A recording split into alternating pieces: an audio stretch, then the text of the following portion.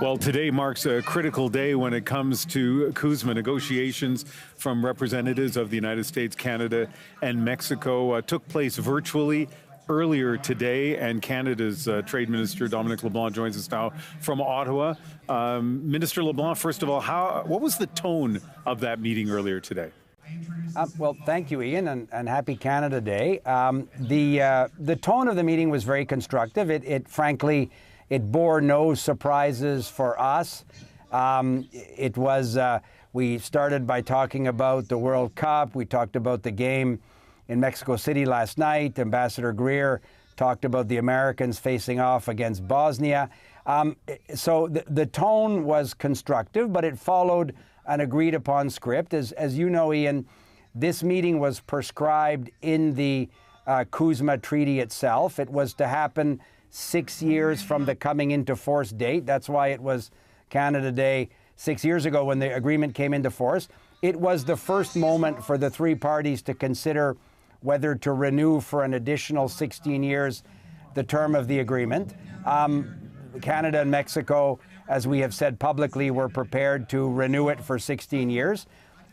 We both talked about the sectoral tariffs that the United States has applied in 4 key sectors of our economy that, in our view, aren't in conformity with the agreement. But we talked about the work we can also do with the United States to put North America's economy in a better competitive position. So it was a useful but a non-surprising conversation. But at the end of the day, what changes given the position of the United States? So, in fact, Ian, in terms of the remaining in force of the CUSMA agreement, the agreement remains in force, as the Americans acknowledged, for another 10 years. This also was prescribed in the text of the treaty itself. We continue to believe that there is an economic benefit to all 3 countries to bring greater certainty to the free trade arrangement between the North American partners. We continue to believe, as do the Mexicans, that the sectoral tariffs that the United States have applied in steel, automobiles, aluminum, softwood lumber are causing considerable economic discomfort in all 3 countries and having a negative effect on consumer prices in the United States.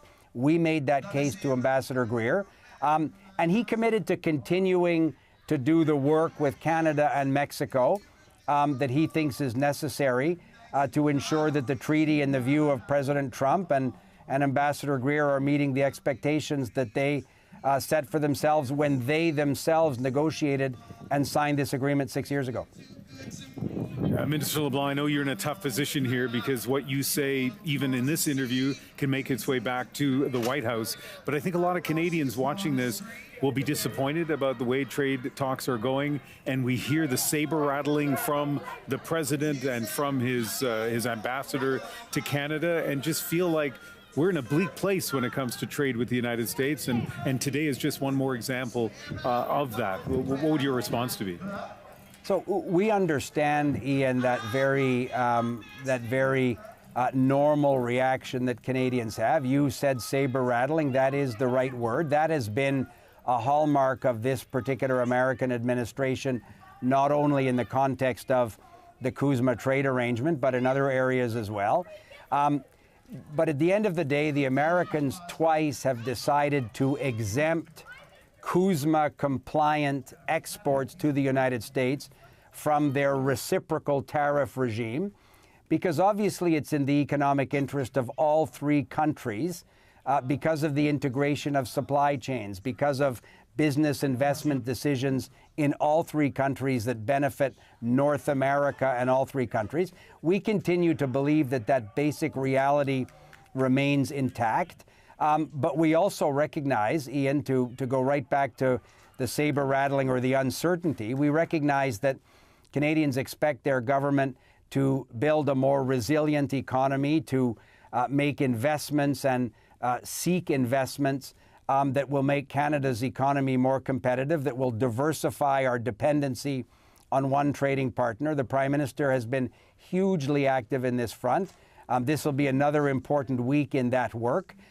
So we'll continue to do what's necessary, Ian, to protect the Canadian economy from unjustified sectoral tariffs, to make the case for the renewal of an agreement, the trilateral trade agreement that the Ambassador Greer, the United States Trade Representative, referred to publicly as the load-bearing walls of the U.S. economy.